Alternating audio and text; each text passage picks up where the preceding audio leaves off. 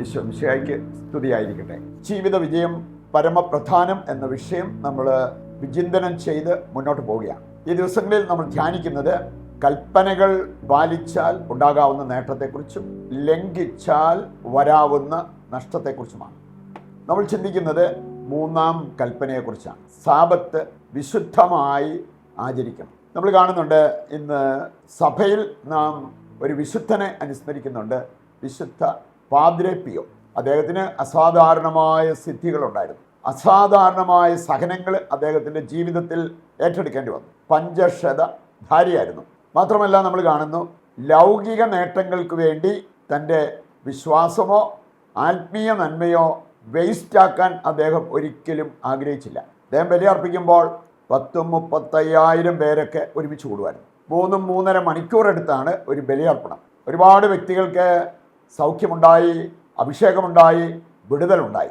ഇങ്ങനെയെല്ലാം പൊയ്ക്കൊണ്ടിരുന്ന സമയത്താണ് സഭയിൽ നിന്ന് ഒരു വിലക്ക് അദ്ദേഹത്തിനുണ്ടായി. ഇനി വിലക്ക് ഇങ്ങനെയായിരുന്നു: പബ്ലിക് മാസ് ഇനി ചൊല്ലണ്ട എന്ന് പറഞ്ഞാൽ ജനങ്ങളെ ചേർത്ത് ബലി അർപ്പിക്കേണ്ട, തന്നെ പ്രൈവറ്റായിട്ട് കുർബാന അർപ്പിക്കണമെങ്കിൽ അർപ്പിക്കാം.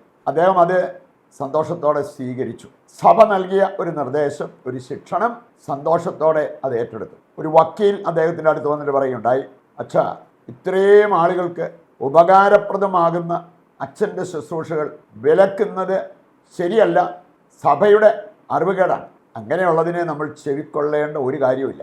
ഞാൻ വേണമെങ്കിൽ അച്ഛന് വേണ്ടി വാദിക്കാം, അച്ഛന് നീതി നേടിത്തരാം, അച്ഛന് പഴയതുപോലെ ബലിയർപ്പിക്കാനുള്ള ആ ഒരു പെർമിഷൻ നമുക്കെടുക്കാം. ഇത്രയും പറഞ്ഞു തീർന്നത് ആ പുള്ളിയുടെ കരണത്ത് അടിച്ചിട്ട് വിശുദ്ധ പാദ്രെ പിയോ പറഞ്ഞൊരു കാര്യമുണ്ട്: വ്യഭിചാരി, നീ എന്നെ എൻ്റെ അമ്മയിൽ നിന്നും അകറ്റാൻ നോക്കുകയാണോ? ആ മനുഷ്യന് മാനസാന്തരമുണ്ടായി എന്നാണ് ഐതിഹ്യം പറയുന്നത്. കാരണം ആ മനുഷ്യൻ വ്യഭിചാരിയായിരുന്നു. അദ്ദേഹത്തിൻ്റെ ശരിക്കുള്ള അവസ്ഥ ഈ വിശുദ്ധൻ്റെ ജ്ഞാനദൃഷ്ടിയിൽ കിട്ടി എന്നുള്ള ആ ഒരു ബോധ്യം വന്നതുകൊണ്ടാണ് തിരിച്ചൊന്നും പറഞ്ഞില്ല. അതവനെ അനുതാപത്തിലേക്ക് നയിച്ചതേ ഉള്ളൂ. ഇത് കഴിഞ്ഞപ്പോഴാണ് വിശുദ്ധ പാദ്രെ പിയോയ്ക്ക് അസാധാരണമായൊരു സിദ്ധി ഉണ്ടായി. ഇംഗ്ലീഷിൽ പറയും ഗിഫ്റ്റ് ഓഫ് ബൈലൊക്കേഷൻ എന്ന് പറഞ്ഞാൽ ഒരേ സമയത്ത് 2 സ്ഥലത്ത് ആയിരിക്കാനുള്ള അസാധാരണ സിദ്ധി. ഒരു ഭൗതിക നേട്ടം ഉപേക്ഷിച്ചപ്പോഴാണ് ഇങ്ങനെ ഒരു ആത്മീയ നേട്ടം അദ്ദേഹത്തിന് കൈവന്നത്. ഇവിടെ ഒരു സാബത്താചരണത്തെക്കുറിച്ച് ചിന്തിക്കുമ്പോഴും നാം മനസ്സിലാക്കിയിരിക്കേണ്ട ഒരു പ്രധാനപ്പെട്ട കാര്യം ഇതാണ്: സാബത്ത് അനുസരിച്ചാൽ വൻ നേട്ടം, ലംഘിച്ചാൽ വൻ നഷ്ടം. ഇത് ദൈവത്തിൻ്റെ വചനം നമ്മെ പഠിപ്പിക്കുന്ന ഒരു കാര്യമാണ്. അതിലേക്ക് പോകുന്നതിന് മുമ്പ് ഒരു സഹോദരൻ്റെ സാക്ഷ്യം ഞാൻ ഓർക്കുന്നു.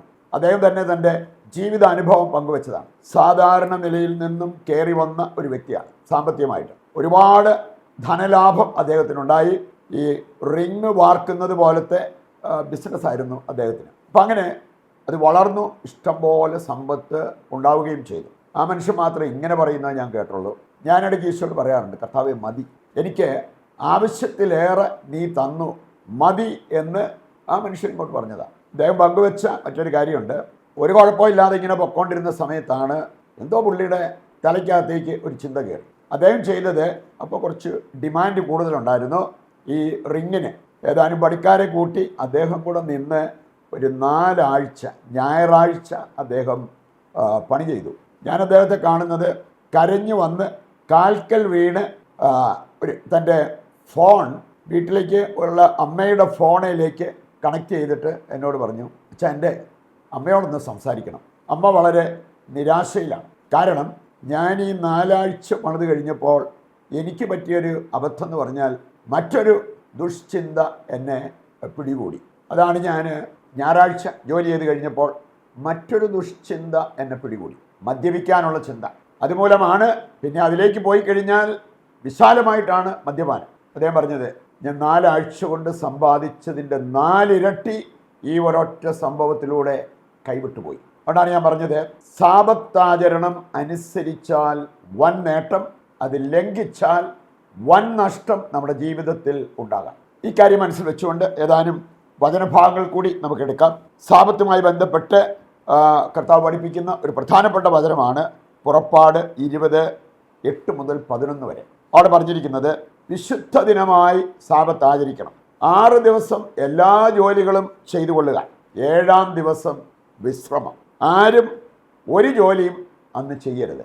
ചിലരുടെ കാര്യം എന്ന് പറഞ്ഞാൽ സാബത്ത് ദിവസമാണ് അവർ ഏറ്റവും കൂടുതൽ ജോലി ചെയ്യുന്നത്. വിദേശത്ത് ഞാൻ കണ്ടിട്ടുണ്ട്, ആ ദിവസം ജോലി ചെയ്താൽ എക്സ്ട്രാ പേയ്മെൻറ്റ് കിട്ടും. പറയുണ്ട് ആത്മീയ വളർച്ചയേക്കാൾ അവരുടെ മനസ്സവരെ നയിക്കുന്നത് സാമ്പത്തിക ലാഭത്തിലേക്കാണ്. പറയുണ്ട് ഞായറാഴ്ച കടവുള്ള ദിവസം പള്ളി പോലും പോകാതെ വിശുദ്ധ ബലിയർപ്പണത്തിൽ പങ്കെടുക്കാതെ ജോലിക്ക് പോയി ഇഷ്ടം പോലെ സമ്പത്തുണ്ടാക്കുന്ന കാര്യം അവർ ചിന്തിച്ചെന്ന് വരും. ഇവിടെ അതിന് വിരുദ്ധമായിട്ടാണ് ഈ വചനഭാഗം പറയുന്നത്. പുറപ്പാട് 31:12 വചനമെടുത്താൽ അവിടെ പറഞ്ഞിട്ടുണ്ട് സാബത്ത് സൂക്ഷ്മമായി ആചരിക്കണം. ഇത് ചിലരെ സംബന്ധിച്ചിടത്തോളം അവർക്ക് സൗകര്യമുള്ളതുപോലെയാണ്. എന്താ ഞായറാഴ്ച കുർബാനയ്ക്ക് പോയത്? ഒരു അസൗകര്യം വന്നു. അപ്പോൾ അവർക്ക് സൗകര്യം ഉണ്ടെങ്കിലേ പോകത്തുള്ളൂ. പക്ഷെ വചനം പറയാണ് സാബത്ത് സൂക്ഷ്മമായി നീ ആചരിക്കണം. അവസാനമായിട്ട് നമുക്ക് ചിന്തിക്കാൻ പറ്റുന്ന ഒരു കാര്യം, സാബത്ത് അനുഷ്ഠിച്ചാൽ വൻ നേട്ടമുണ്ടാകും എന്നുള്ളത് ദൈവവചനം നമ്മെ ഓർമ്മിപ്പിക്കുന്ന കാര്യമാണ്. ബൈബിളിലൂടെ കടന്നു പോകുമ്പോൾ സാബത്ത് ദിവസത്തെക്കുറിച്ചും സാബത്ത് വർഷത്തെക്കുറിച്ചും പറഞ്ഞിട്ടുണ്ട്. 7-ാം ദിവസം 7-ാം വർഷം സാബത്തായിട്ട് ആചരിക്കണം.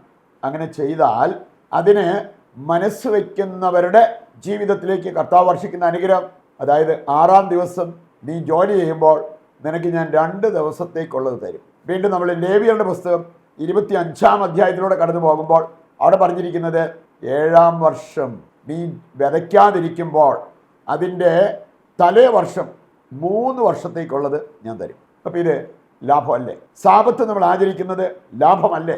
സാബത്ത് ലംഘിക്കുമ്പോൾ നമുക്കുണ്ടാകുന്നത് വലിയ നഷ്ടമാണ് എന്നുള്ളത് തിരിച്ചറിഞ്ഞുകൊണ്ട് നമുക്കിന്ന് ഒരു കോമൺ നിയോഗമായിട്ട് വയ്ക്കുന്നത് വർക്കഹോളിക്കായിട്ടുള്ള ആൾക്കാരുണ്ട്.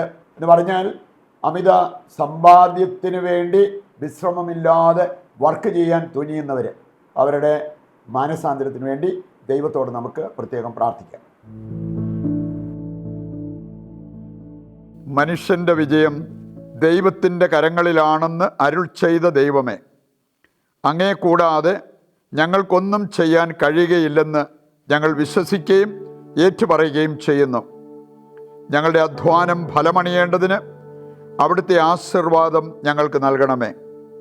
ഞങ്ങളുടെ എല്ലാ പ്രവൃത്തികളും ദൈവവിചാരത്തോടെ ആയിരിക്കാനും ഞങ്ങളുടെ എല്ലാ സംരംഭങ്ങളും വിജയം കാണാനും അങ്ങയുടെ സഹായവും സംരക്ഷണവും ഞങ്ങൾക്ക് നൽകണമേ.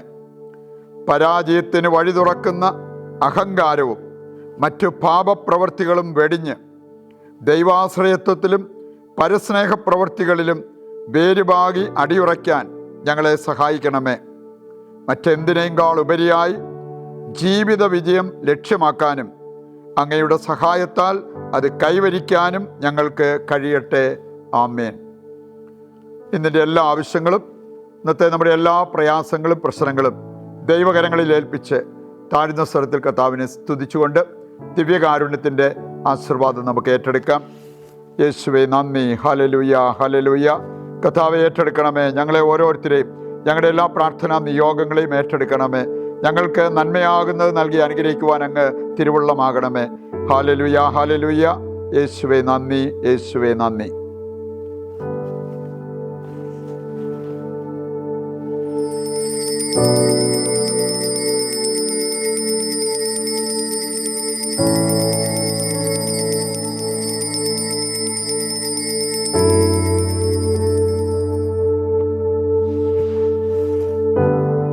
പരിശുദ്ധ പരമ ദിവ്യകാരുണ്യത്തിന് എന്നേരവും ആരാധനയും സ്തുതിയും പുകഴ്ചയും ഉണ്ടായിരിക്കട്ടെ.